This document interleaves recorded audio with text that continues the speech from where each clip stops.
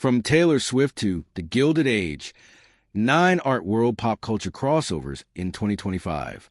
Art and design history found their way into some of the year's most popular visual productions. In 2025, the ArtNet staff spotted a Renoir painting in a Wes Anderson film, a John Everett Millay reference on a Taylor Swift album cover, and a Dieter Rams chair in a Severance episode. The art and design we know and love. In other words, found its place in pop cultural productions with mass appeal. These crossovers confirm the art world's continued influence on culture at large, far beyond the auctions, fairs, gallery openings, and museum shows that drive our industry. At the end of the day, music videos, television, cinema, and even creative direction for a world-famous pop star are visual enterprises, and it makes sense that the people involved have their own aesthetic obsessions. Below, we recap 9 of our favorite crossovers from this year. Painter Ronan Day-Lewis brings his haunting visual world to film with Anemone. Painter Ronan Day-Lewis brought his moody canvases to life in Anemone, his debut film. The storyline followed Ray, played by the director's famous father, Daniel Day-Lewis, who lives an isolated life in the woods in the wake of the Irish Troubles. His brother seeks him out, and details about their difficult past and the son Ray abandoned slowly surface. The younger Day-Lewis's real interest is in the visual, and his shots privilege haunting depictions of Ray's gorgeous, if lonely, world. At one point, the character encounters a mythical being with origins in the artist's own painting and sculpture. He has maintained a studio practice for years. There were certain images and feelings that were burned into my brain very early on that became this obsessive search of how to translate those into film. Day-Lewis told culture editor Min Chun how to build that sense of portent and that slightly mythical sense into the camera language. Spike Lee's new film turns his art collection into a cinematic set piece. Production designer Mark Friedberg replicated paintings from Spike Lee's formidable art collection for the director's most recent venture, Highest to Lowest. The film centers on a wealthy record executive named David King, played by Denzel Washington, who lives in some of Brooklyn's most expensive real estate. The character needed the wall candy to match his cultural standing. Works by Jean-Michel Basquiat, Kahind Wiley, Deborah Roberts, Gordon Parks, and Henry Taylor all serve as a backdrop for the film's drama, initiated by the alleged kidnapping of King's son. Lee last showed his handsome collection in Creative Sources, a 2023 exhibition at the Brooklyn Museum. Neither of his children was ransomed for the making of that show. Frank Lloyd Wright's famed Oak Park home hits the small screen on the Bear.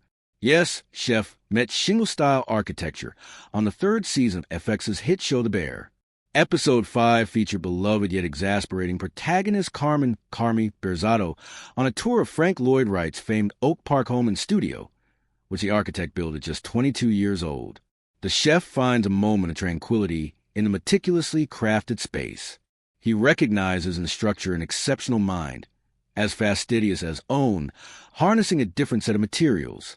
The show proudly wears its Chicago setting on its sleeve, and the city's prominent architectural history got to play a starring role. Architectural Digest reported that this was the first time the space appeared in a TV show. Taylor Swift as Ophelia? The life of a showgirl, art history Easter eggs, explained.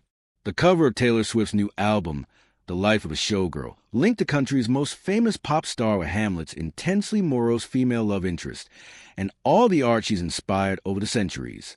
Photographers Mert and Marcus shot Swift submerged in a tub, echoing Ophelia's posture in the eponymous 1851-52 painting by John Everett Millay.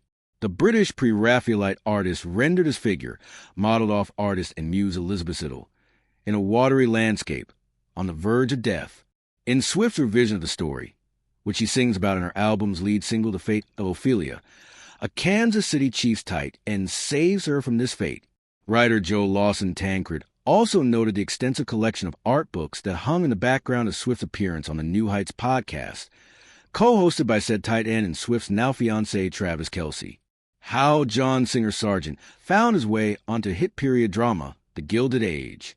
The 3rd season of HBO's The Gilded Age introduced a new character based on one of the titular era's most famous portraitists, John Singer Sargent.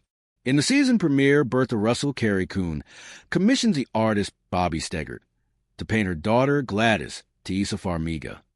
This is historically fitting, Sargent painted many society figures in Britain and the States, from the Vanderbilts to the Wertheimer family, who became his greatest patrons. Sargent's portraits, in fact, have been key to our understanding of Gilded Age fashions and characters. Once the fictional Sargent completed the Russell portrait, however, his own story arc on the show was through. Rip-off or tribute? We asked you about Lord's Earth Room theme video. Lord's new music video for Man of the Year, the second single off her new record Virgin, featured a setting that recalled Walter de Maria's 1977 artwork New York Earth Room. The piece features 3,600 square feet of floor space in a Soho loft, piled with 22 inches of soil and maintained by Jet Art Foundation. In the video, the singer takes off her white tee, tapes her breasts, and throws her body into the dirt. Reporter Brian Boucher asked Matilda Gedeli-Guidi, the curator who runs Gia's lecture series, about the reference. There's great excitement at an artwork with this oddity that has been stewed in the same Soho loft for 50 years, continues to inspire artists, she said. I can't begin to say that I understand the work fully, even having studied it for years. This ambiguity opens it up to someone like Lord, asking questions about gender and artistic creation. Yes, that's a real Renoir in Wes Anderson's A Phoenician Scheme. Here's how it got there. Director Wes Anderson transformed the set of his latest film, The Phoenician Scheme, into a veritable art museum.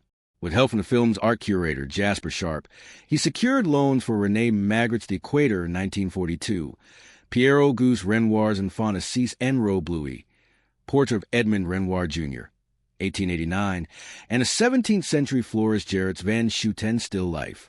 These pieces enhance the characterization of the protagonist, arms dealer Zsa Zsa Corda, played by Benicio del Toro, as a man of wealth and taste, with less charming moral fiber.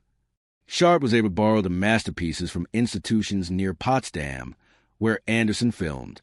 Everything on the entire set is pretending to be something else. The actors are pretending to be someone else. The set is pretending to be somewhere else in a different time, Sharp told Minchun. Except for the art. The art is just being itself. What did David Wojnarowic's artwork doing on the poster for Ari Aster's new film,